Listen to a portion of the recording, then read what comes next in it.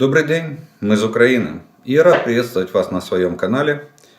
Как всегда, приглашаю подписаться те, кто не подписан, поставить лайк этому видео, если оно вам понравится, тогда его смогут увидеть как можно больше людей. Ну и прежде чем мы начнем, у меня есть несколько объявлений, довольно оптимистичных. Ну, первое, администрация сайта YouTube признала мой канал официальным и подтвердила его подлинность. Теперь вам будет намного легче отличать подделки от настоящего канала. Рядом с названием канала есть синенький кружочек и в нем стоит галочка. Это говорит о том, что этот канал сертифицирован и является подлинным. Вот такая. Если встречаете где-то каналы от моего имени другие, сообщайте мне, пишите в директ, и я буду бороться с этими каналами. Теперь с подтверждением подлинности будет бороться намного легче. И вы сможете находить именно мой канал, оригинальный канал, на котором есть вся оригинальная информация. Также на титульной странице моего канала появились ссылки на социальные сети, которые связаны с этим каналом.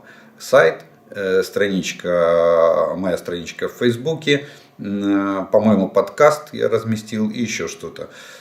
Посмотрите. Там тоже есть информация, которая звучит на моем канале.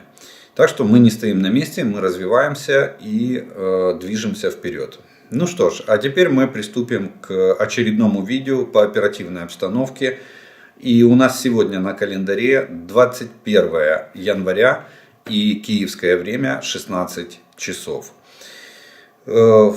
Сегодня довольно печальный день, траурный. Сегодня в Киеве прощаются с руководством Министерства внутренних дел, которые погибли в результате авиакатастрофы в городе Броварах. А в Броварах прощаются тоже жертвами катастрофы сегодня маму и дочку, которые погибли в результате этой же катастрофы. То есть падения вертолета на здание детского садика. Вот с такой вот печальной новости, трагичной новости начинаем сегодняшнее видео. Мои соболезнования родственникам погибших. Вот. И для нас это довольно большая утрата. Как граждане Украины, мама и дочка, так и люди, которые занимали министерские должности и влияли на ситуацию, в том числе и на линии фронта. МВД у нас тоже представлено на фронте и тоже воюет. Ну что ж, по оперативной обстановке. Угроза авиационных и ракетных ударов России по Украине остается очень высокой. За сутки 20-21 января противник нанес 7 ракетных ударов, 3 из которых по городам Краматорск и Гуляйполе, и 15 авиационных ударов. Оккупанты также осуществили 65 огневых ударов реактивными системами залпового огня, в том числе по гражданской инфраструктуре Никополя. В течение суток 21 января вооруженные силы Украины отбили атаки оккупантов по населенным пунктам Новоселовская, Площанка, Червона-Поповка Луганской области, Белогоровка, Раздоловка, Васюковка, Красная Гора, Бахмут, Водяны, Марьинка Донецкой области. То есть напряжение хоть немножко и спало, но все равно продолжает оставаться очень серьезным. По направлениям: Волынское, Полесское, Сиверское, Слобожанское направления. Определенные подразделения противника остаются в приграничных районах с Украиной, но наступательных группировок врага не обнаружено, их формирование не ведется. Силы и средства вооруженных сил Российской Федерации, развернутые в Республике Беларусь, активно проводят разведку целей соседних государств, включая и Украину. Но имеется в виду соседних государств, это страны Балтии и Польша. Там они тоже стараются максимально, они создают иллюзию угрозы. Именно иллюзию, потому что я объяснял вам, как Россия ведет себя в отношении НАТО. И на мой взгляд, она будет делать все, чтобы только спровоцировать НАТО на агрессивные действия в отношении Беларуси или России. Также надо отметить еще один момент, что несмотря на то, что в Сумскую область, это северское направление, там кроме обстрелов, кстати, у нас за прошедшие сутки и на Сиверском и Слобожанском направлении продолжаются обстрелы, как они и были по нашей территории. Но в Сумской области, это уже не первая попытка, была попытка зайти диверсионно-разведывательной группы со стороны Российской Федерации. Наши пограничники вместе с силами территориальной обороны вовремя это все было обнаружено.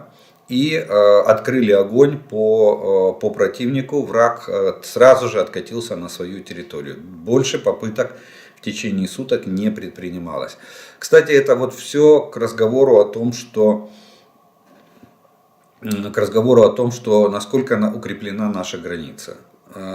Поймите, на сегодняшний день ситуация настолько взрывоопасная и настолько непредсказуемая, что бдительность наших сил обороны, она находится на высочайшем уровне.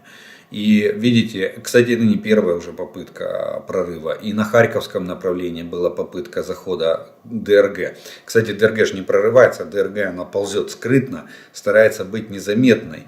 И видите, мы уже в который раз пресекаем попытки проникновения диверсионно-разведывательных групп противника на нашу территорию. Это говорит о бдительности наших сил обороны и готовности к отражению наступления. Кстати, по отражению наступлений мы сегодня поговорим. Очень интересные факты по поводу того, что вы задавали вопросы и того, что нас всех очень волнует в плане дальнейшего хода боевых действий. Итак, продолжаем. Артиллерия и дальше по оперативным направлениям. Купинское, оно же Сватовское направление. Здесь продолжаются позиционные бои на двух участках. В остальном линия боевого соприкосновения, идут позиционные бои, перестрелки как на уровне пехоты, так и на уровне артиллерии. Основной упор это идет Деброво и Кременная. Вот на этих участках идут наиболее активные действия. Здесь, еще раз повторюсь, российские войска пытаются максимально блокировать продвижение наших войск. Особенно в районе Кременной. Лиманское направление. Здесь позиционные бои, обмен артиллерийскими ударами и позиционные перестрелки. Бахмут. Линия боевого соприкосновения у Клещиевки еще уточняется. На данный момент точно нельзя сказать, где она будет проходить. Там идут ожесточенные бои, и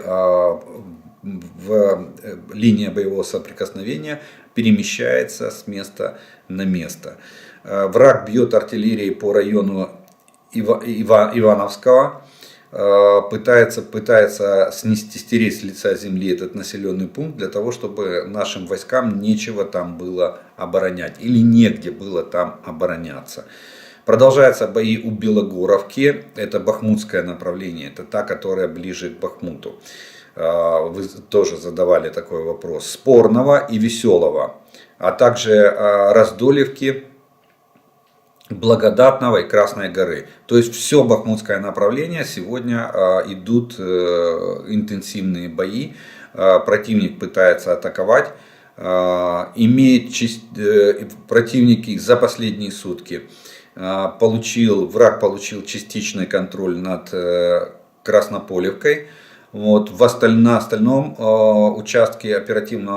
участках оперативного направления противник успеха не имел. Авдеевское направление. Сложная ситуация в Красногоровке. Красногоровка это та, которая возле Авдеевки.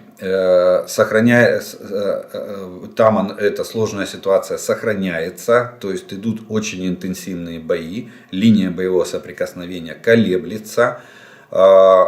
Враг не оставляет попыток улучшить свое тактическое положение, поэтому периодически атакует наши позиции. Новопавловское направление. Здесь позиционные бои, перестрелки, обмен артиллерийскими ударами. Запорожское направление. Войска Российской Федерации начали серию локальных наступлений сразу в 3 местах. Это Степное. Как результат попыток российского наступления, населенный пункт Лобково сейчас ничейный, он в серой зоне. И вокруг него точатся бои. Кроме того, продолжается также на Орехов была попытка наступления. Сейчас ситуация пока неизвестна, тоже идут ожесточенные бои.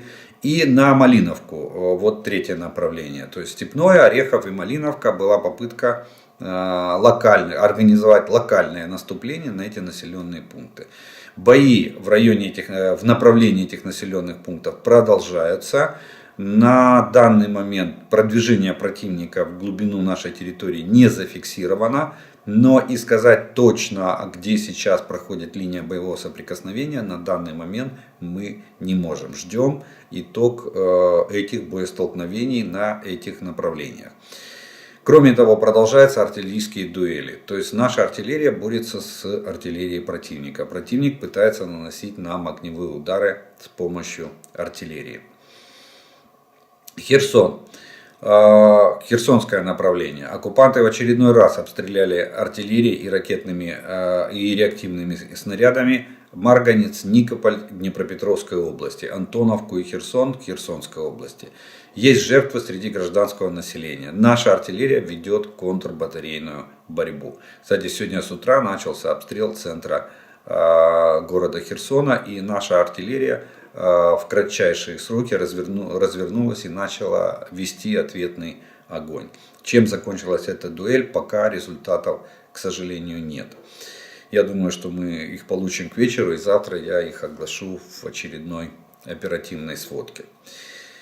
Противник ежедневно несет потери в развязанной им агрессивной войне. По имеющейся информации, только в хирургическом отделении городской больницы города Старобельска, это Луганская область, находится более 300 раненых оккупантов.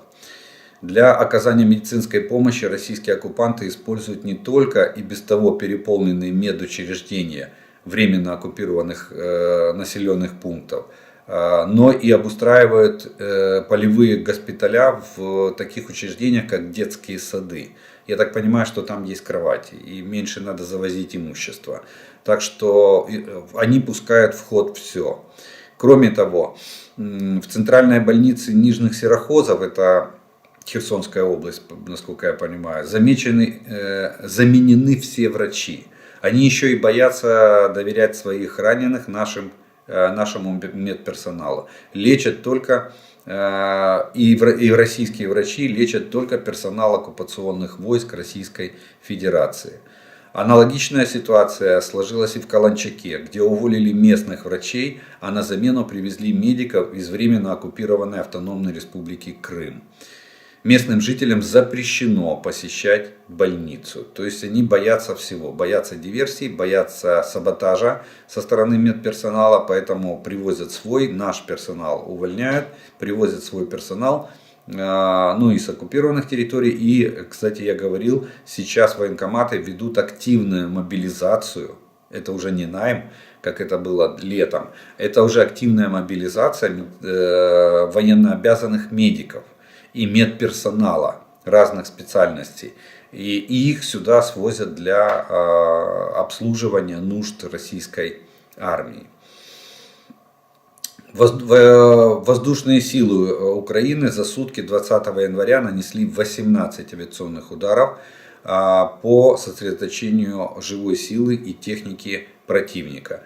И 4 авиационных удара по позициям зенитно-ракетных систем.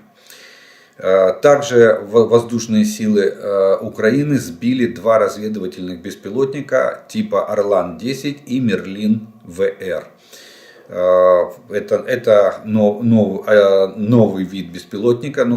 Он недавно появился в вооруженных силах Украины, практически аналог Орлана. Ракетные войска и артиллерия вооруженных сил Украины поразили 1 командный пункт противника, 2 района сосредоточения техники и вооружения и 1 склад боеприпасов оккупантов. По состоянию на утро сегодняшнего дня в Черном море на боевом дежурстве находится 11 вражеских кораблей, среди которых 5 носителей крылатых ракет «Калибр».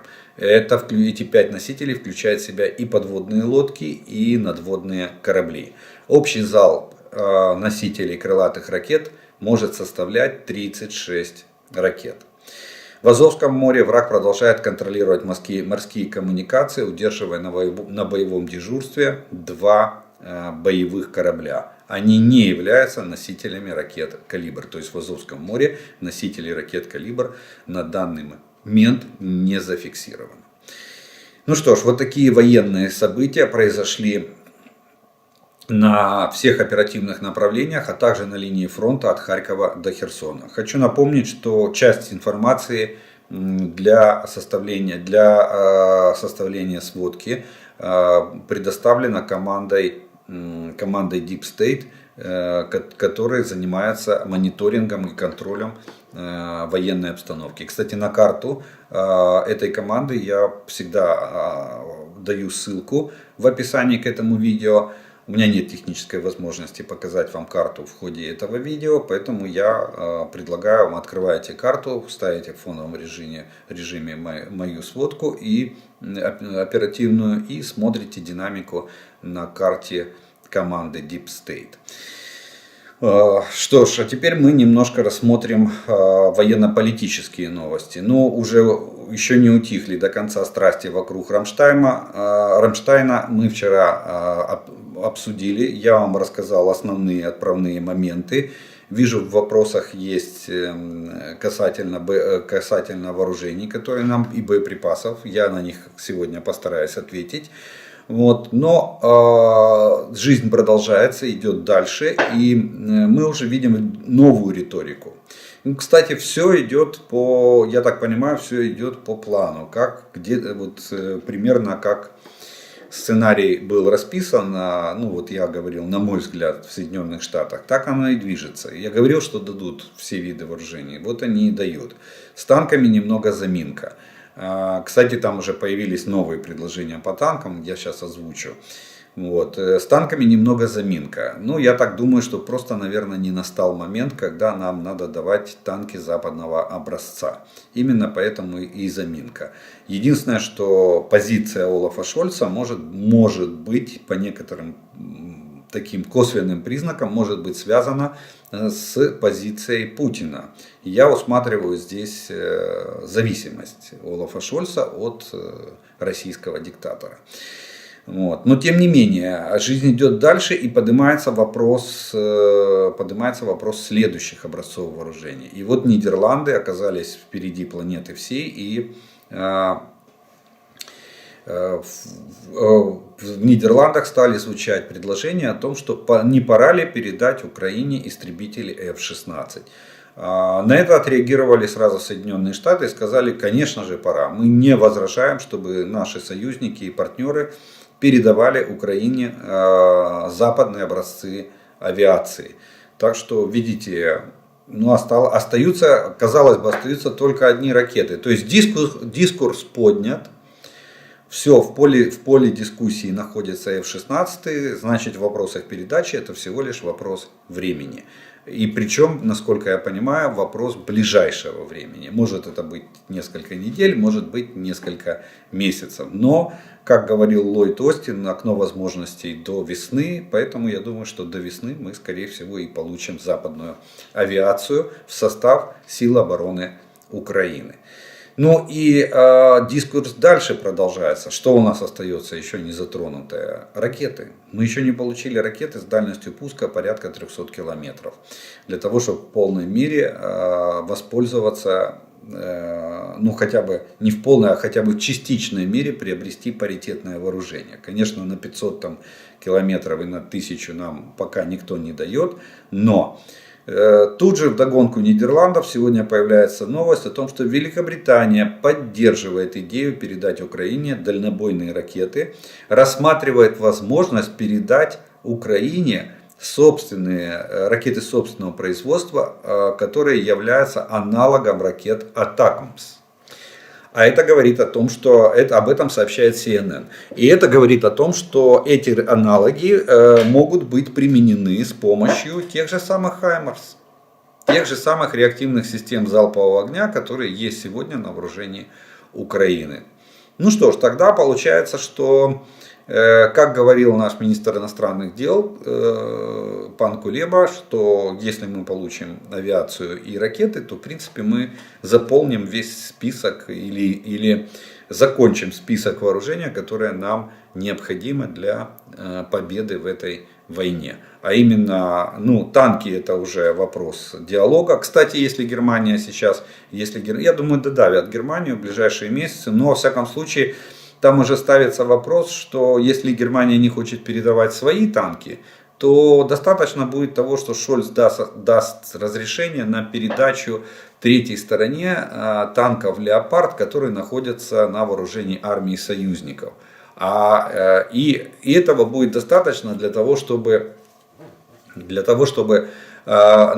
те, кто хочет, могли передать эти танки вооруженным силам Украины. Это Финляндия, Польша, по-моему, Дания или Нидерланды. Опять, кстати, Нидерланды. Они как-то так резко взялись за вопрос вооружения, но, видимо, понимают всю серьезность ситуации. Рёте, надо ему сказать огромное спасибо, это премьер-министр Нидерландов. Поэтому, он оказался довольно грамотным политиком и человеком, понимающим, быстро реагирующим и хорошо понимающим ситуацию. Следующая новость, которую стоит отметить, и это ответ на многие вопросы по ситуации сегодня. В Киевской области проведен комплекс тренировочных мероприятий по противодействию воздушному десанту противника, а также уничтожению разведывательно-диверсионных групп в урбанизированной местности. Это имеется, понимаете, да, что такое урбанизированная местность. Вот. Это то, что у нас с вами дискурс о том, высадят десант, не высадят. Если высадят, то как? Если высадят, то если будут пытаться, то где? Мы готовимся к этому. Поверьте, то, что я вам говорю, что граница под бдительным контролем погранвойск и сил обороны, то же самое. Кстати, я напомню, кроме этих специализированных учений, там, допустим, по противодействию десантным операциям противника,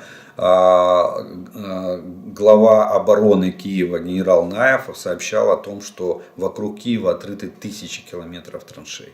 То есть Киев оборудован со всех сторон.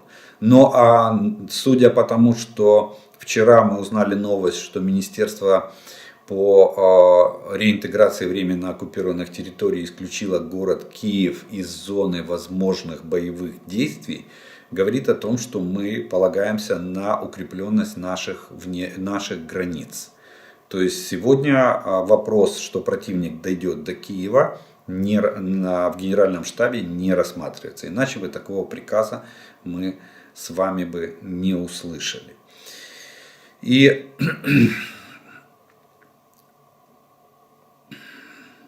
следующая новость, которая пришла из Соединенных Штатов, это то, что Министерство финансов США признало частную военную компанию «Вагнер» международной преступной организацией.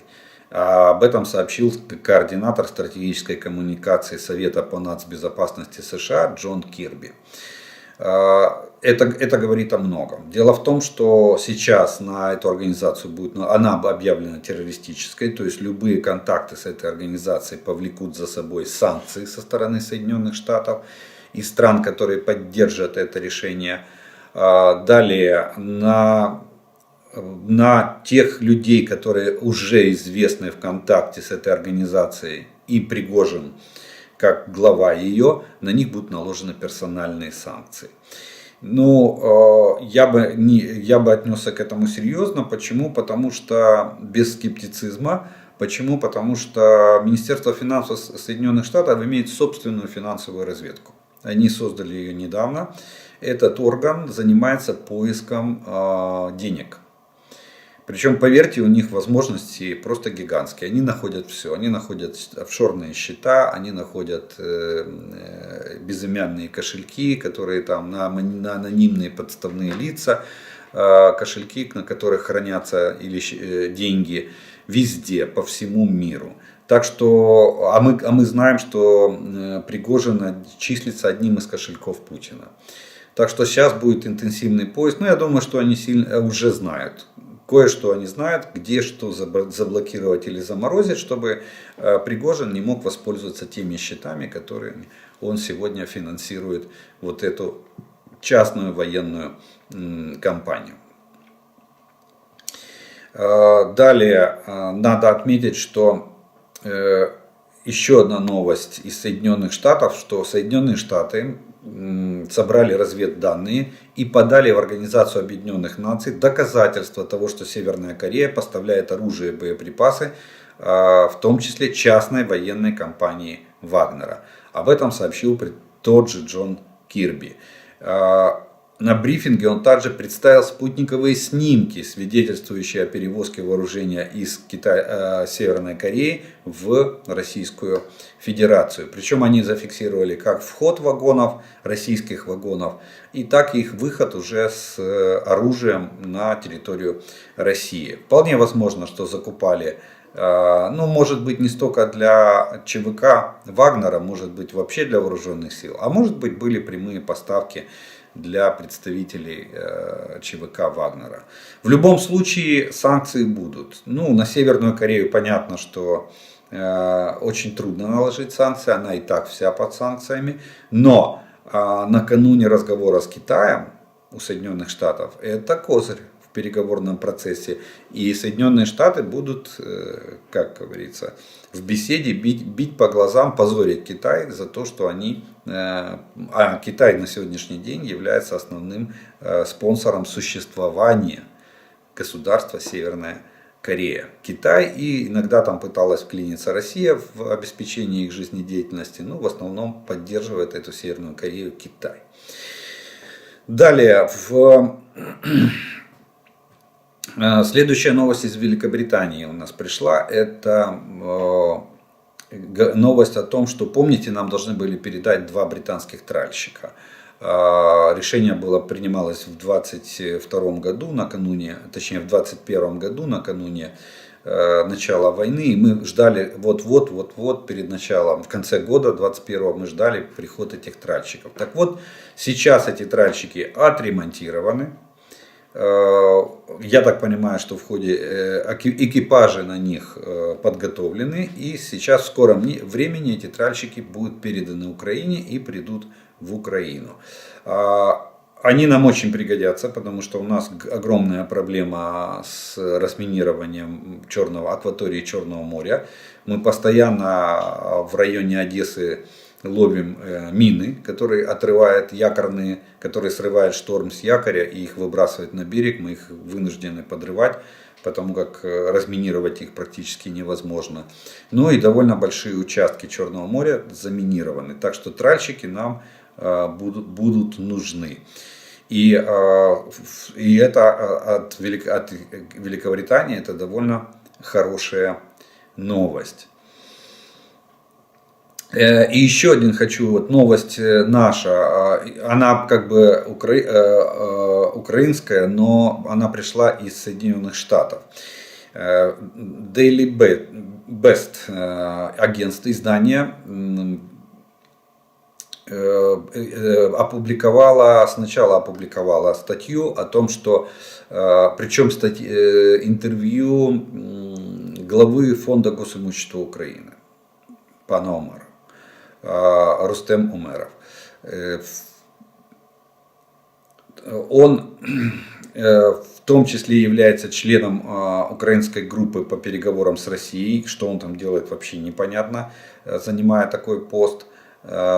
Но он в интервью сказал, что Украину 240 градусов окружили Украину почти со всех сторон, и нападение будет с 3 сторон. То есть наступление Российская Федерация поведет с 3 сторон. У всех это вызвало, ну понятно, что обеспокоенность, задавали вы много вопросов, я вам неоднократно на них отвечал, пытался разъяснить, что на сегодняшний день есть угроза с одной только стороны, два направления, восточное и северное, пока не активированы. Так вот, после того, как вокруг этого заявления разгорелся такой огромный скандал, вообще у нас как бы вот с этим, с дисциплиной заявлений очень плохо в стране. Каждый может делать любые, имея какую-то должность, хоть небольшую, начинает делать какие-то заявления. Так вот, пан Умеров опроверг заявление о крупном наступлении России и заявил, что не называл направления возможных атак. Американские журналисты вынуждены были задним числом исправлять статью и, соответственно, извиняться перед своими читателями и подписчиками. Вот такая вот ситуация. Когда конкретно его спросили, что на основании чего, почему вы делаете такие заявления, он дал задний ход. Поэтому давайте будем проверять источники и внимательно к этому относиться. Значит, заявление об атаках Рустема Умерова, об атаках на Украину с 3 направлений не соответствует действительности. Ну и на пасашок я вам приготовил очень интересную новость, она мне крайне понравилась. Так вот, ну, вы знаете, да, все новости из Российской Федерации, из Мордора. Вы знаете, что у нас, мы вчера об этом говорили, вспоминали, что Белгородская область, ну там Курская, Брянская меньше в этом замечены, но Белгородская область активно строит линии обороны. То есть они готовятся обороняться, ну, строят железный занавес, фактически, де-факто, на границе Украины и России. Так вот, вот эта истерия того, что НАТО якобы или Украина вместе с НАТО вторгнется в Россию, подбирает у них, ну, я говорю так, туалеты на улице, да, или там ихние ресурсы позахватывает, там, или еще что-то, докатилась уже до самого города Белгорода. Город Белгород, насколько я понял, переходит на осадное положение. В чем это выражается? Они разработали план обороны города, и сейчас в Белгороде активнейшим образом начинают все закладывать мешками с песком, строить укрепления, блокпосты и так далее и тому подобное. Окна, витрины, все закладывается мешками с песком. То есть, ну, так как у нас, но у нас бои были, в том числе и в Киеве, и в городах, во всех, где мы строили систему обороны для того, чтобы защищать их. Ну, а они вот решили, начали укреплять свои дома, и все закладывается мешками с песком. Конечно, с нашей стороны это выглядит, мы на них смотрим, и это вызывает удивление, и у меня лично это удивляет улыбку. От кого они защищаются? Или настолько пропаганда промывает мозги, настолько пропаганда Российской Федерации развивает истерию в плане того, что завтра Украина нападет. Мы даже ответный огонь не ведем по вашей территории. Вот те, кто нас слушает на территории Российской Федерации, вот я вам хочу подчеркнуть, ни по территории России, ни по территории в границах 91 года. Крым — это Украина. Мы по Крыму бьем, потому что это наша законная территория. А вот ни по территории Белоруссии, ни по территории России никаких огневых ударов Украина не наносит. От чего вы защищаетесь, вообще непонятно. Ну что ж, вот это такие были военно-политические новости. На этом мы первую часть нашего с вами видео заканчиваем. И я по традиции делаю паузу. У вас есть время подписаться на мой канал, теперь уже сертифицированный и подтвержденной подлинностью, с подтвержденной подлинностью. Вот, поставить лайк этому видео, для того, чтобы его могли увидеть как можно больше людей, если оно вам нравится. И через некоторое время мы с вами продолжим.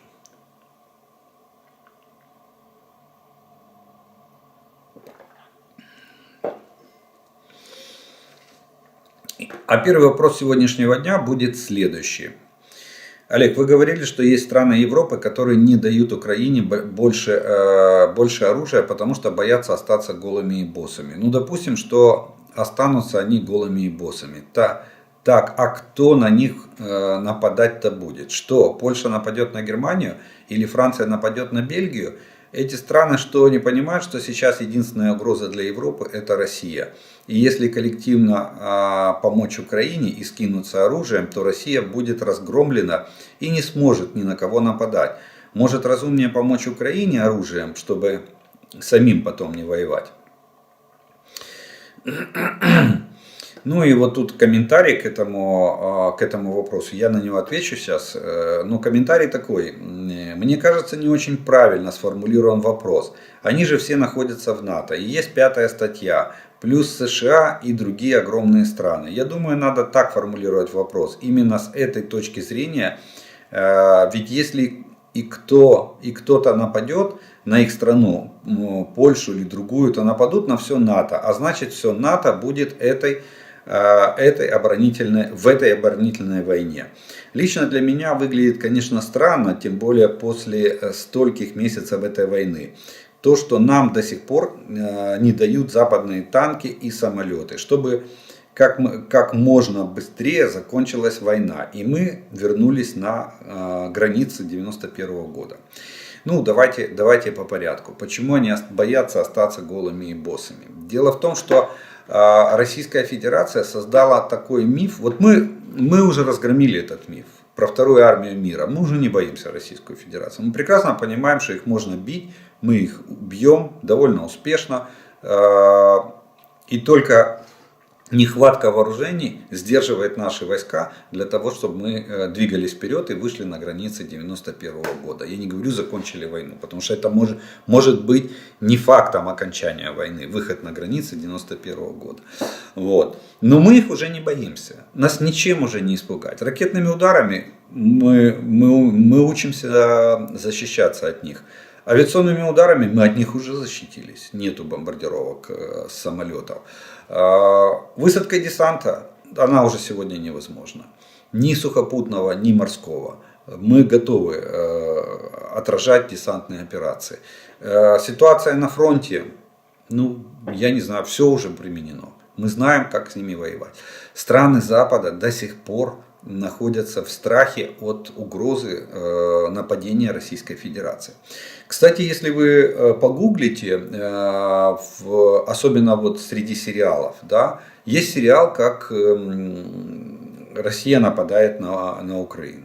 Это сериал, по-моему, 16 или 17 года. Есть сериал, как Россия гибридно нападает и оккупирует Норвегию. И таких сериалов полно, фильмов таких полно. И они очень этого боятся. Это первое. Второе. Состав войск НАТО в случае 5 статьи, он же коалиция набирается из числа национальных армий стран-членов НАТО.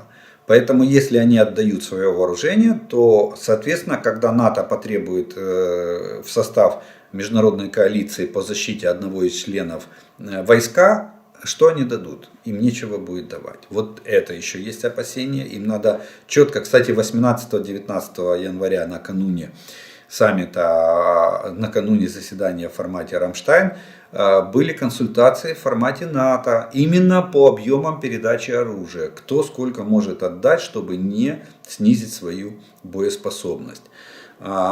Поэтому еще один вопрос. И вот приведу вам пример. Сейчас, например, Кипр сегодня заявил о том, что они готовы передать Украине советские танки. У них очень много, 72-ек, они их тоже модернизировали. И они готовы передать, но они хотят взамен другие танки, они хотят взамен леопарды. Вот вам, пожалуйста, они дадут, но они хотят, чтобы им поменяли эти танки на более современные западного образца. Купить леопарды они себе не могут позволить, но вот за счет, допустим, оплаты со стороны США компенсирует поставки вооружений. Вот США может договориться с Германией, Кипр отдаст нам советские танки, а им Германия поставит за счет, а США это все согласует и оплатит. Вот такой вот обмен возможен. Ну и еще один такой нюанс. Вы думаете, Европа единая и монолитная? Вы очень глубоко заблуждаетесь. Очень. У них территориальных претензий больше, чем у нас с Российской Федерацией. Чтобы вы понимали. И кстати, ну, будем так говорить, радикально настроенные люди, политики в том числе, чиновники, и просто граждане, сейчас эти вопросы поднимают, потому как война обострила все эти вопросы, все это противостояние, претензии и все остальное. Вы посмотрите, что творится между Грецией и Турцией. Хотя обе страны члены НАТО, они готовы воевать между собой.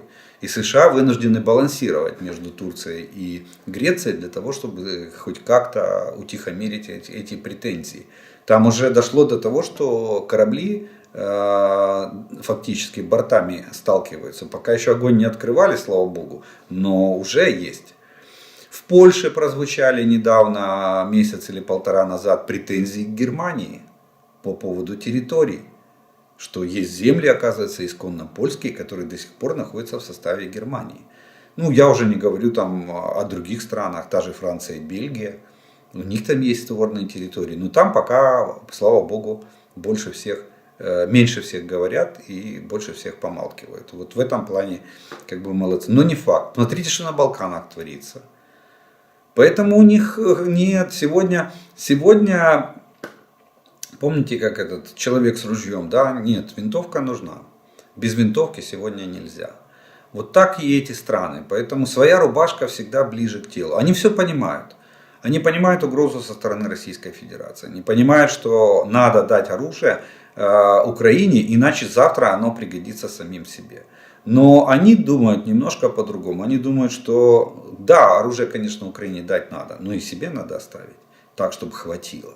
А судя по тому, какой масштаб войны, какие ресурсы тратятся в этой войне, даже по тем же танкам и артиллерии, какой расход боеприпасов, какой расход техники и вооружений, то, поверьте, у них это вызывает большие опасения. Хорошо.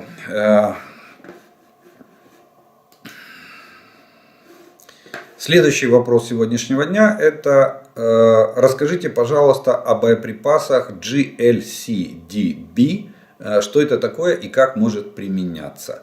Это боеприпас, сделан был он из, еще называют крылатая бомба, сделан он был на основе бомб, оставшихся на вооружении стран-членов НАТО. И сейчас это реактивный снаряд для реактивных систем залпового огня типа М270 и Хаймарс. Ну, у них пакет одинаковый во всех странах. Разница, я вам говорил, что разница только... Некоторые страны НАТО производят свои боеприпасы к МЛРС М270 или к МЛРС Хаймарс. Они, общие тактико-технические характеристики у них примерно одинаковые. То есть дальность, там, системы навигации, то есть чтобы высокоточных боеприпасов, кассетный вот этот с вольфрамовыми шариками боеприпас. Но производители бывают разные. Соответственно, разные пороха, немножко отличается баллистика. Но заливается в компьютер таблица стрельбы именно для этого боеприпаса. Помните, как немцы нам передавали Марс-2? И надо было обновить программное обеспечение на этих установках, чтобы они могли применять британский боеприпас. Так вот, существует боеприпас с дальностью 170 километров, 94 мили. Ну, у них в милях в многих странах так еще осталась система измерений. Так вот, мы просим Атакамс, но видите, все идет степ-бай-степ, как я и говорил. Все идет постепенно. У нас сначала появились МЛРС со снарядами 40 километров, потом сразу же практически появились снаряды 75 километров, и сейчас мы ими наносим огневое поражение. И теперь наконец-то появились боеприпасы с дальностью 160-170 километров. Ну, каждый мили переводит по-своему, но 94 мили по тактико-техническим характеристикам. По-моему, 170 километров там получается, чуть-чуть неполных. Вот это просто новый боеприпас с дальностью почти 170 километров для реактивных систем типа Хаймарс.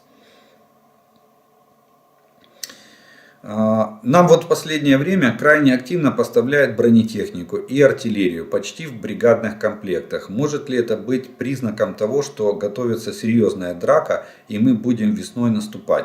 Или это больше для того, чтобы сдерживать российское наступление? Это и для того, и для того.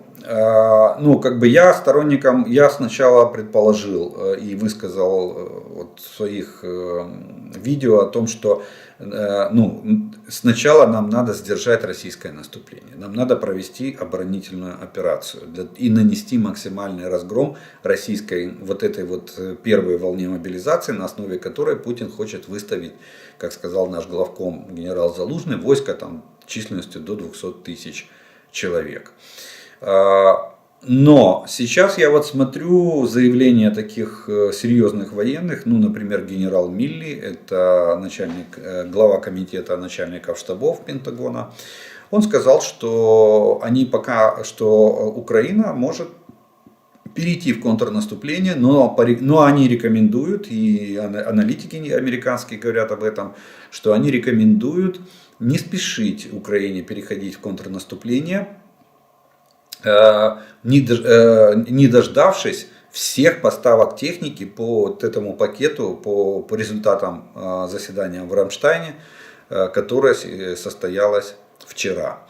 То есть, я так понимаю, что они рассчитывают, что этого вооружения хватит как на оборонительную операцию, так и на контрнаступательную операцию.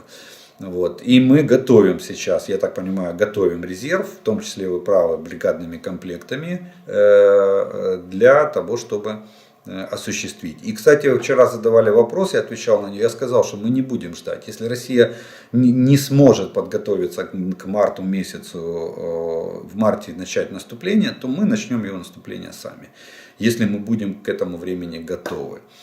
Так что вполне возможно, что и для того, и для другого. Так, наверное, будет правильнее и более полноценно ответить на этот вопрос. Добрый день. Если сравнить весь арсенал вооруженных сил Украины на данный момент с тем, что мы имели на момент 24 февраля, то в какой момент мы более сильные? Я имею в виду, что в феврале у нас было немало своей техники, снарядов, самолетов, ведь мы смогли отбить наступление тогда. Спрашиваю я это потому, что пытаюсь понять, смогли ли мы при помощи западной поддержки вернуть наш арсенал в исходное количество или теперь даже превосходит, или теперь меньше. Ведь если вернули в исходное количество, то теперь это количество состоит из западной техники. Но наступление вражеское тем более будет отбито, причем гораздо проще. Я вам скажу так, что сегодняшний наш арсенал превосходит то, что было 24 февраля. Хотя бы только из-за того, что наша армия развернута в штаты военного времени. Мы начинали войну в штатах мирного времени. И да, вы абсолютно правы, на основе западных технологий, западного вооружения, которое на порядок лучше по многим параметрам старого советского или модернизированного российского вооружения. Поэтому мы намного сильнее сейчас. У нас есть шансы отразить это нападение. Ну и как оценивают наши шансы наши западные партнеры, особенно американские аналитики и чиновники, у нас есть шансы еще и перейти в контрнаступление. Единственное, что надо отметить, и как бы нельзя недооценивать врага, это то, что Российская Федерация тоже увеличивает количество. Вот здесь ключевое слово не качество, а количество. Они увеличивают количество вооруженных сил. Если вторгалось в Украину там 175 тысяч, то сегодня на территории Украины, вот на этой юго-востоке Украины, который оккупирован, и Крыму, которые оккупированы российскими войсками, находится порядка 300 тысяч российских военных. Естественно, с техникой и вооружением. Но в плане качества у нас превосходство за счет западной техники. Еще бы подбросили танки, авиацию и ракеты, то тогда преимущество было бы существенно. Но пока оно, будем так и есть, но оно не такое уже большое, как нам бы хотелось. Во время войны с фашистами они на танках обвешивали куски гусениц для защиты. Если на Т-72 в уязвимых местах обвешать в 2-3 слоя эти коробочки, то что это даст? Ну там не столько для защиты обвешивали, потому что вопрос кумулятивных снарядов тогда был, ну будем так говорить, не сильно развит. И в основном бронебойными это были болванки, которые просто проламывали, и бронебойными снарядами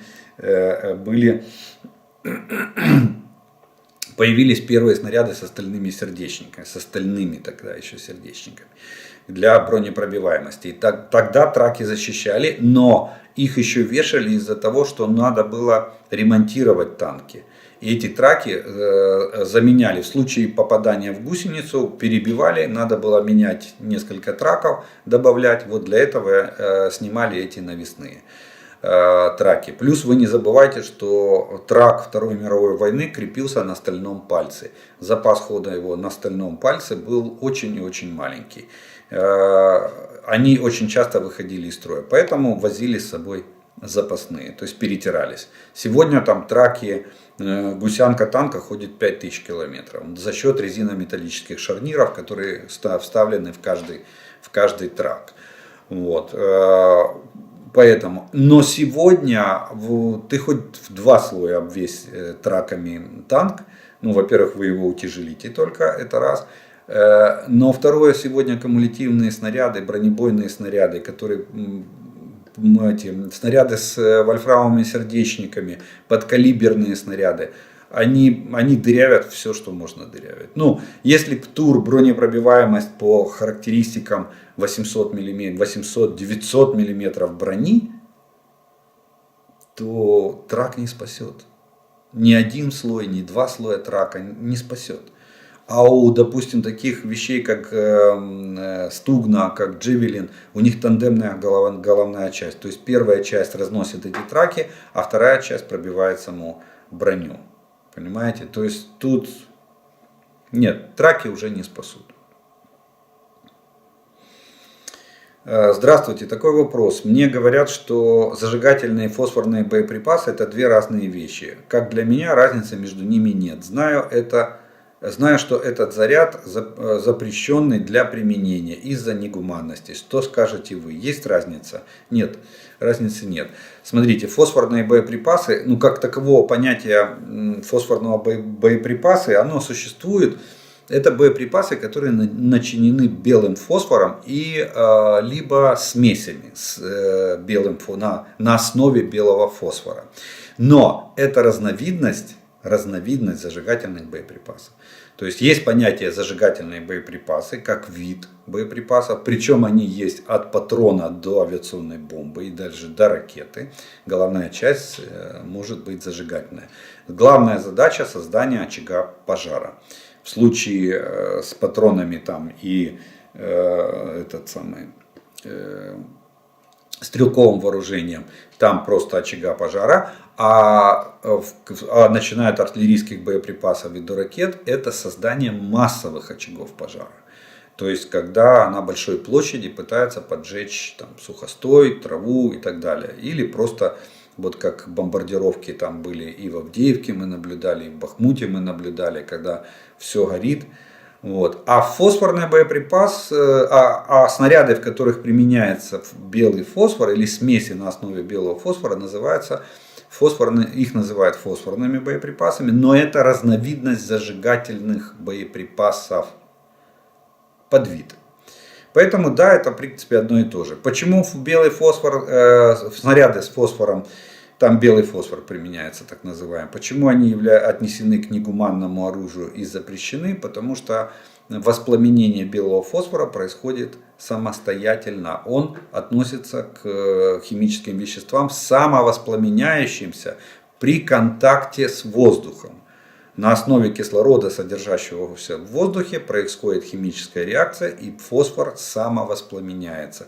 То есть его потушить практически невозможно. Надо перекрыть доступ воздуха. Ну а температура горения делает ожоги очень глубокими, и у человека нет шансов выжить.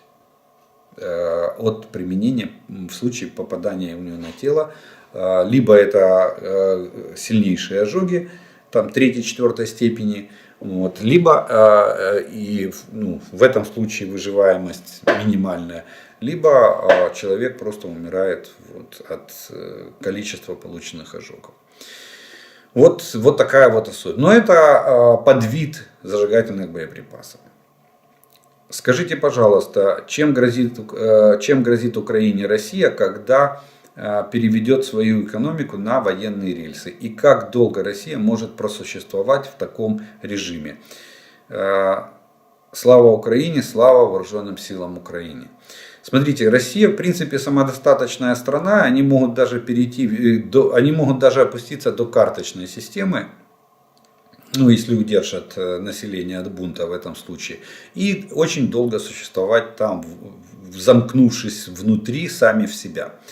Поэтому тут, скажем так, довольно долго может Россия существовать в режиме анклава. Что касается перевода экономики на военные рельсы, то тут, я бы сказал, это задача из нерешаемых сегодня для российской экономики. Как бы они ни бахвастались, не хвалились на сегодняшний день, но Россия не выполнила главное условие. Они за 8 лет не выполнили ту задачу, которую ставил перед ним Путин. Они не провели импортозамещение. И сегодня перевести без западных технологий, западных комплектующих, перевести экономику на военные рельсы, то есть что такое перевод экономики на военные рельсы? Когда вся экономика страны начинает выпускать товары военного назначения. Или двойного назначения, вот как легкая промышленность. То есть одежду не шьют модную, а шьют только форму. И продовольствие. Выпускают только те продукты, которые производят, и в первую очередь продукты для армии. И для того моб-ресурса, трудового моб-ресурса, который ее обеспечивает. Почему, как правило, при переводе экономики на военные рельсы, как правило, вводится карточная система. Для того, чтобы не было такого, что рабочий у станка падает в обморок голодный, а кто-то где-то жирует. Я не беру коррупцию, я вам рассказываю идеал, как оно прописано в учебнике. Но Россия сегодня не может без западных комплектующих перевести экономику на военные рельсы, как бы они ни старались. Либо им надо возвращаться в прошлое, то есть возобновлять советские технологии производства и возвращаться на производство советских образцов вооружения. Конструкторская документация у них для этого есть. Предприятия в принципе есть, хотя технологии давно уже все разбомблены. Но есть еще самое главное условие. У них нет квалифицированных кадров на сегодняшний день.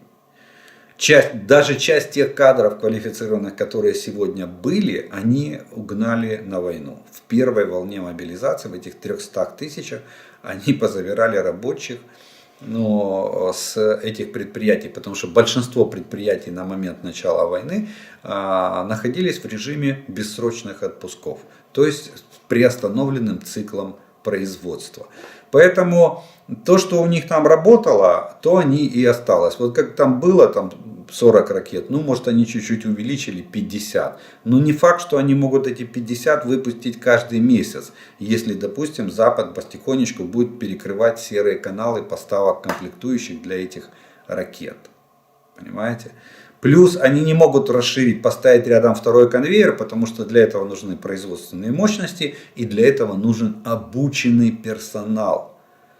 Нельзя мужика с улицы привести, дать ему отвертку, гаечный ключ и сказать: вот, на, крути. Он так накрутит, что эта ракета взорвется у него на конвейере. Понимаете? Или она не полетит. Он ее так соберет, что она не полетит никуда. Или взорвется на пусковой установке. Потом мы наблюдаем с вами видео, как ракета системы ПВО вылетела и вернулась обратно к тому месту, куда она вылетела. И взорвалась. Вот картина. Вот почему. Поэтому в идеале, если бы они готовились реально к войне, они бы перевели: сначала переводится экономика на военные рельсы, потом страна начинает войну. Вот это классика жанра. Тогда экономика пашет все для фронта, все для победы, как это было в Советском Союзе. А сейчас Россия примерно в таком же положении, как Советский Союз. Но Советскому Союзу помогали Соединенные Штаты. Помогала, ну, Великобритания мало помогала, США в основном помогали Советскому Союзу. Кто дал станки? Соединенные Штаты. Кто дал топливо? Соединенные Штаты. Кто давал боеприпасы? Соединенные Штаты. Кто давал танки? Соединенные Штаты. Просто советские историки вычеркнули этот эпизод. Вы знаете, что в 1941 году каждый третий танк в советской армии это был американский Шерман. Пока американские конструкторы дорабатывали 34-ку, мы с вами об этом уже говорили, Шерманы воевали. Но нам же не показывают хронику, где Шерманы идут в наступление вместе с советскими танками. В том числе и БТ-7. В 1941-м ходили в атаку. 34-ка массово пошла в войска уже в 1942 году. А в 1941-м это были отдельные подразделения, куда приходили Т-34 или куда приходил КВ-1. Так что нет, на сегодняшний день я не думаю, что у России еще очень-очень много надо трудиться для того, чтобы перевести. Как запускать Уралвагонзавод, если он летом остановил производство и отправил людей в отпуск. А когда его попытались в приказном порядке отдать приказ, завод начинай работать, то руководство этого завода заявило о том, что они могут собрать до конца года 35 танков. Т-72Б3 в версии. Все, больше комплектующих на складе нет. Кстати, погиб же трагически. Вот сейчас, во время выставки, месяц назад где-то, хоп, и умер директор завода. Следующий вопрос. Как по вашему мнению, если США предоставят Украине большое количество БМП Брэдли, это сможет перекрыть нехватку танков? Смотрите, БМП никогда не перекроет танки. Это машины разные, эти машины выполняют разные огневые задачи. Дело в том, что танк это основная ударная огневая сила в наступлении для пехоты. Танк своей броней защищает наступающую пехоту, и за счет своей артиллерии, за счет пушки, за счет мощности артиллерийского ствола, который на него установлен, он выбивает основные огневые средства. Это пулеметные расчеты, это бронетехнику противника, которая зарыта, это противотанковые батареи и все остальное. БМП этого сделать не может. БМП поддерживает пехоту в наступлении. БМП может довести пехотинца до линии спешивания, до рубежа спешивания. Это если наступление идет в едином бронированном порядке. И потом поддерживает ее огнем. Как правило, БМП вооружаются сегодня автоматическими пушками калибра от 25 мм до 80 мм. Да-да, у нас на советском БМП-1, который до сих пор есть у нас на вооружении, там стоит пушка Гром 80 мм. Вот.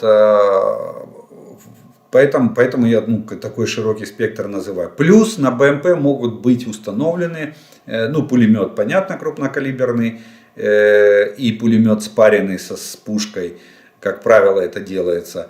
И могут устанавливаться ПТРК, противотанковые ракетные комплексы, которые борются с бронированными объектами противника или с огневыми точками.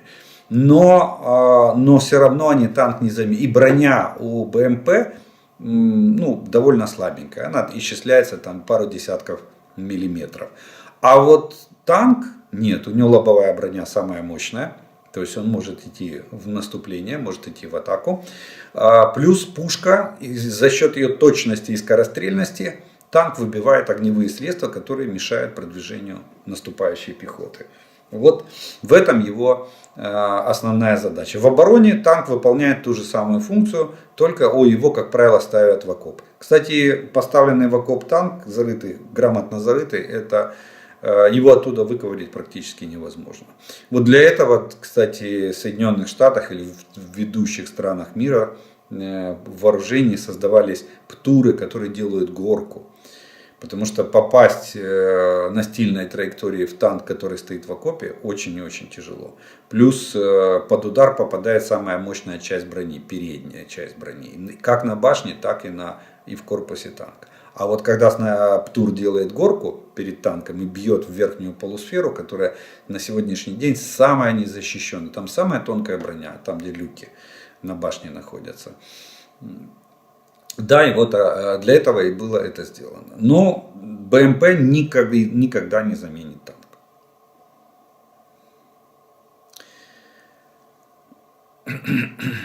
Вот еще один очень интересный вопрос на сегодняшний день. А зачем панцирь на крышу поднимать? Можно же рядом со зданием установить. Какой смысл именно на крыше ставить?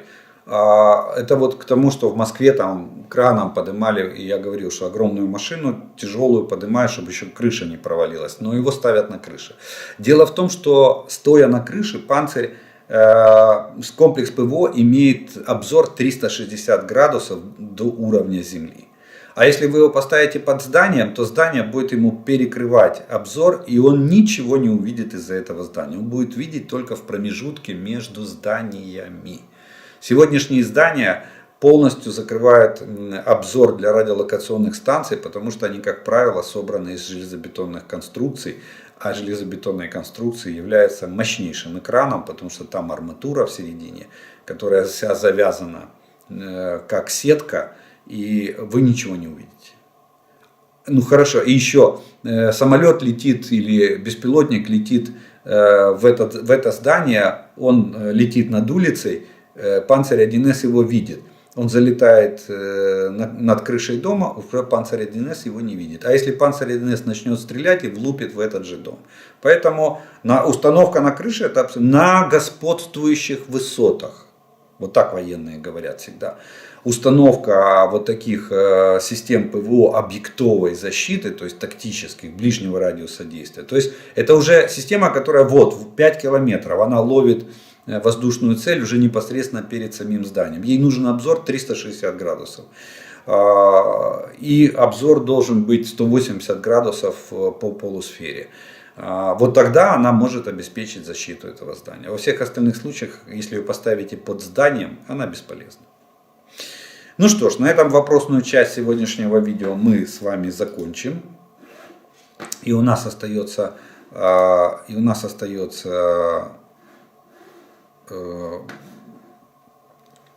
третья часть. Это приветствие, пожелания и комментарии, которые вы прислали.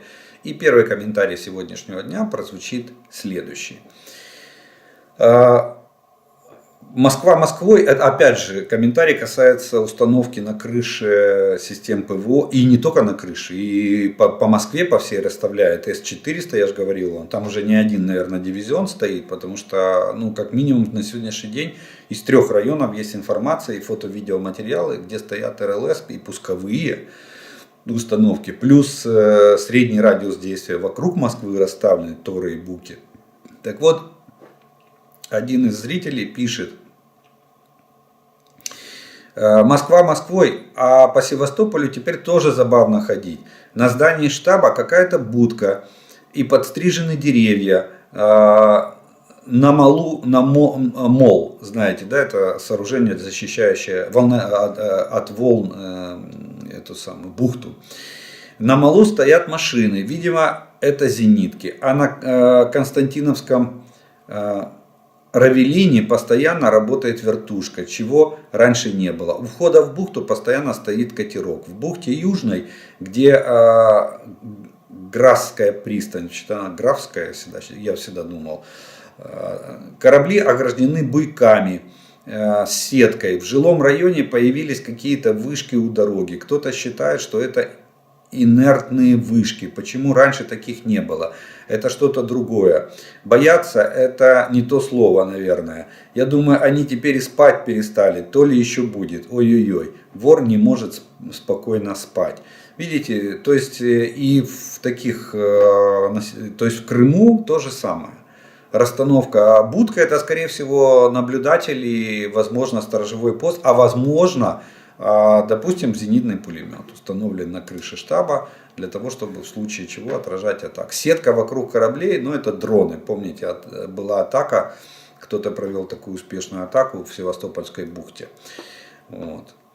Следующее. Хочу высказать свое мнение по поводу тревоги во время комендантского часа. Во-первых, за почти 11 месяцев войны во многих домах подвалы до сих пор не оборудованы под убежище.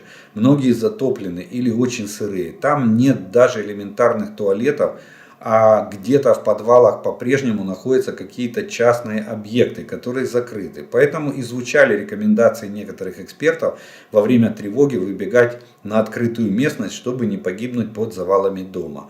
А чтобы добежать до ближайшей станции метро, нужно немало времени. Я говорю о Киеве, но подозреваю, что и в других городах не лучше. А разрекламированные пункты во многих случаях являются профанацией. Ну, я согласен, что у нас перегибы и недогибы это наше все. И это случается и довольно часто.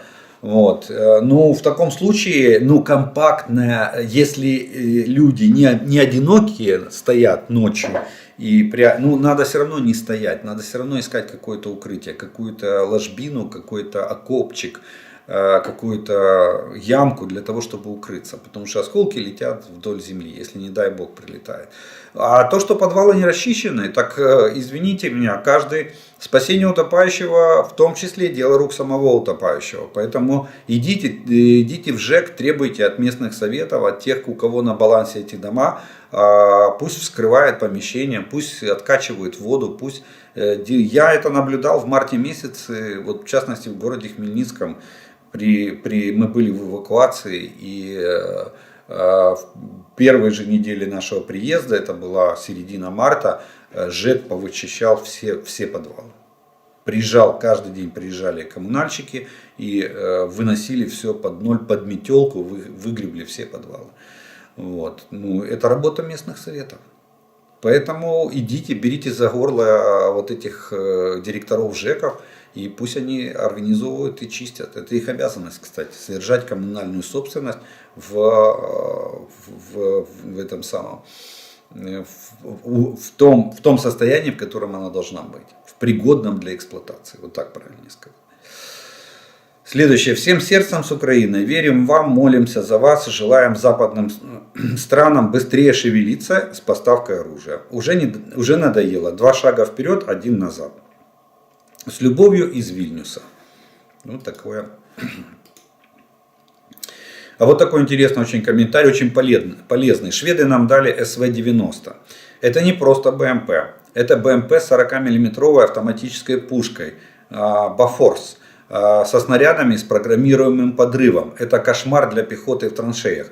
Ничего подобного никто еще не давал. Ни Брэдли, ни Мардер не имеют такой опции. А Арчер — самые передовые арт-системы на сегодняшний день. Ну, мы с вами об этом говорили. А за БМП СВ-90 вам большое спасибо.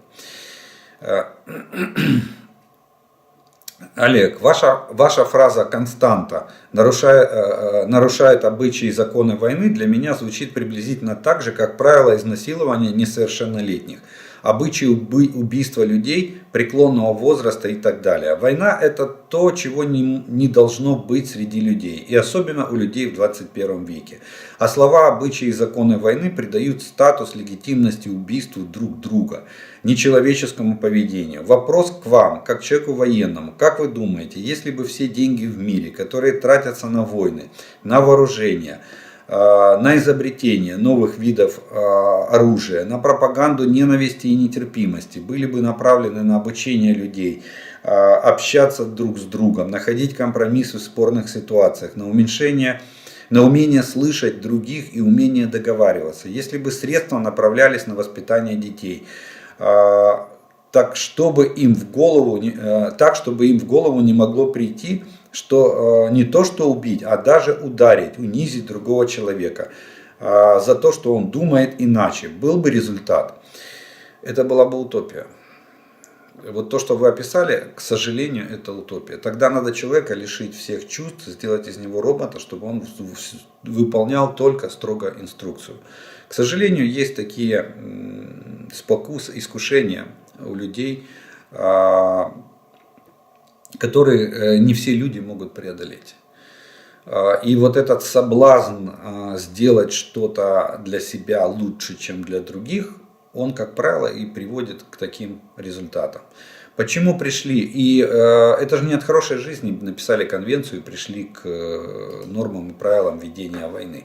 Потому что порядок ведения войн показал, что это жестоко и бесчеловечно, это негуманно. Так вот, уже раз вы профессиональных военных готовите и ведете войну захватническую, то хотя бы соблюдайте правила и нормы в отношении гражданского населения. Вот поэтому они были прописаны в международных конвенциях и закреплены международными договорами. Ну а победить искушение, еще раз говорю, на мой взгляд, это невозможно. Тогда надо человека лишить чувств, лишить способности мыслить, и мы превращаемся в роботов, которые выполняют только все хорошее и позитивное. Это идиллия, идеализация общества, но на сегодняшний день с нашим устройством, ментальностью, там, чувствами и прочим, это утопия. Слава Украине, слава героям! Да здравствует Беларусь! Вместе мы победим! Калиновский белорусский полк воюет вместе с украинцами. Беларусь тоже будет свободной. Мы на это очень даже надеемся. Спасибо за добрые вести. Мы с вами, Франция. Ну, вот такая вот. Все страны, бывшие узницы тюрьмы народов, это Советского Союза, желают сокамернице Украине победы над старшим в кавычках братом, бандюганом и серийным убийцей. Пусть Украине сопутствует военная удача из Казахстана. Ага, понятно, почему сокамерники, потому что мы были вместе, и Казахстан, и Украина в Советском Союзе. Хорошее сравнение, на мой взгляд. Олег Владимирович, в цистерне перевозка вполне реальна. Поверьте, как бывшему железнодорожнику, цистерна после пропарки не из-под опасного груза с открытым верхним и нижним люком вполне подходит. И ехать будут полулежа. Согласен, холодно, но терпимо. Так что примите во внимание. Я прекрасно это понимаю. Прекрасно понимаю, что вполне возможно. А вот комментарий, на ваш комментарий был еще один комментарий, я его зачитаю тут же. Тем более у пассажиров никто спрашивать не будет, загонят, повесят замок и счастливой дороги. Ну да, как когда-то вывозили на депортацию в теплушках, так примерно могут поступить і сейчас. Шановний Олег, хочу дати відповідь на коментар у вчорашньому відео з приводу відсутності бомбосховищ у Дніпрі. Я живу в сусідньому Новомосковську. З початком війни ми з сусідами вичистили наш підвал і обладнали там бомбосховище. Поставили примітивні сідала, ліжаки і навіть туалети. Є 3 окремих виходи, тому, на мій погляд, немає нічого складного обладнати жителям багатоповерхівки у своєму підвалі бомбосховище і під час тривоги спускатися туди. Було б бажання. Всім скорішого миру і благополуччя. Слава Україні і смерть клятим ворогам. Ну, то, что я и говорил. Спасение утопающего в первую очередь дело рук самого утопающего. Дякую з Магадана. Слава Украине! Интересное наблюдение. После Нового года Запад снял многие табу и пообещал отправлять бронетехнику, танки, САУ, бомбы и прочие прелести в приличных объемах. Будто у них был какой-то дедлайн. Что если не удастся склонить стороны к дипломатическому урегулированию конфликта? Тогда надо сделать так, чтобы Украина победила и не вывести войну на 2024 год. Если это так, это очень хорошая весть. Думаю, что это именно так. Сейчас дипломатический путь невозможен, обе стороны об этом заявили, Запад это понимает, и теперь вопрос ускорения окончания этой войны. Хотя увеличение поставок в том числе влечет за собой эскалацию на линии фронта, что мы и будем, я так думаю, наблюдать весной этого года. Спасибо Эстонии, Польше, Литве, Латвии, Чехии, Британии, Словакии и, конечно же, огромное спасибо США. Вы помогаете добру нашим защитникам победить людоеда 21 века, фашистское зловонное отребье лапти Рейха. Ну, насчет лапти Рейха это красиво сказано. Привет из Брянска. Спасибо за информацию. Желаем Украине победы над русским фашизмом. Так. Целью... Шведы молодцы. Сейчас будут испытывать свои гаубицы Арчер в условиях реального боя. Шведы все правильно делают. Вооружение испытывают в режиме реального боя. Самое точное испытание всего оружия. Как шведы испытывают в режиме реального боя свою экипировку, поставляемую вооруженным силам Украины, так и тяжелое вооружение. Автор прав в том, что если в Украине будет конкуренция военно-промышленного комплекса разных стран, пока немцы ковыряют в носу, бриты передают в ВСУ танки Челленджер. И также будут его испытывать в режиме реального боя. Пока президент России поставляет материал для тестирования, этим необходимо пользоваться, так как рынок вооружения пришел в движение. Россия проиграла и его. Мир увидел, что такое Хаймарс и что такое аналогов нет. КрАС-256 снят из длительного хранения. Расскажите про гранаты М430А1, на что они способны. В Латвии владельцы 3D принтеров объединились в общество «Дикие пчелы» и печатают стабилизаторы для этих гранат к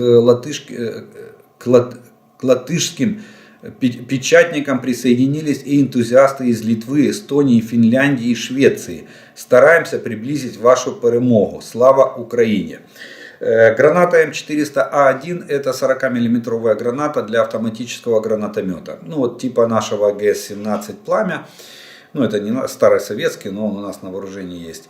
Нам 36 мм. А это 40-мм. Ну это она внешне выглядит как патрон. То есть граната запрессована в гильзу, капсуль и гранатомет ее выстреливает. Что здесь? К чему? Что придумали? Умельцы придумали на коптер Марвей, тройку, по-моему, сделали подвес и сделали механизм сброса. И вот благодаря вот таким энтузиастам, вот этому обществу «Дикие пчелы», на 3D принтерах печатают из пластика, печатают из полимеров, печатают хвостовое оперение для этих вогов, и гранат точнее. И на эту гранату цепляется хвостовое оперение, они подвешиваются на вот этот коптер, и он потом спокойно летит, и мы с вами видим огромное количество видео, где этот коптер сбрасывает эти гранаты. За счет хвостового оперения получается стабилизация полета этой гранаты, и повышается ее точность. Поэтому она попадает в технику противника, в окопы противника. То есть они с помощью вот этого хвостового оперения, это кошмар российских оккупантов на сегодняшний день. Так что огромное спасибо вот этому обществу «Дикие пчелы» и именно вот такой смекалки наших солдат и вообще наших волонтеров. Это, в принципе, волонтерское было движение изначально. Придумали же этот, во-первых, нашли коптер, который поднимает там 4, 2, 3, 4. 4 я видел самое большое. И вот это устройство автосброса, которое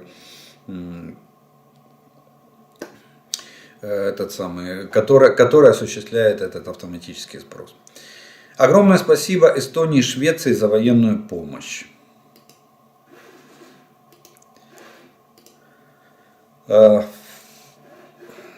Слава Украине и вооруженным силам. Привет из Канады. Ну что ж, на этом, наверное, мы будем сегодня заканчивать видео и третью часть. Я благодарю вас за ваше внимание, которое вы уделили просмотру этого видео и досмотрев до этого момента.